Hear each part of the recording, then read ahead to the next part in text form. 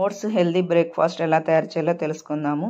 దీనికోసం ఒక బౌల్ తీసుకొని దానిలో ఒక గ్లాస్ పాలు, ఒక గ్లాసు వాటర్ని కూడా వేసుకొని కొంచెంసేపు బాయిల్ చేసుకోవాలి.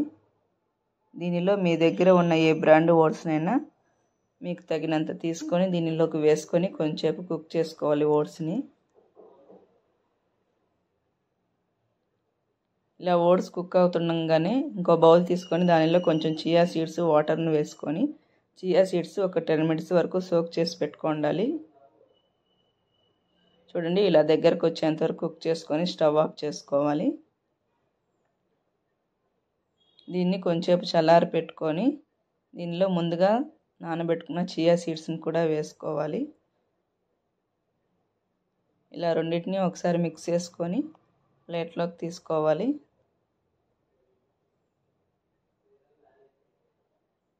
ఇలా ప్లేట్లోకి తీసుకున్నాక మీ దగ్గర ఉన్న ఫ్రూట్స్, డ్రై ఫ్రూట్స్తో గార్నిష్ చేసుకోవాలి.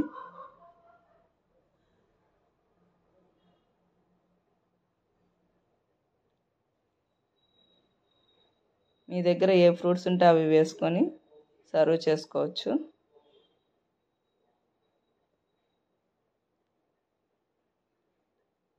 ఈ బ్రేక్ఫాస్ట్ హెల్త్కి చాలా మంచిది. పిల్లలు కూడా చాలా ఇష్టంగా తింటారు. ఫైనల్గా కొంచెం హనీ కూడా యాడ్ చేసుకొని ఇంకా తినేయవచ్చు.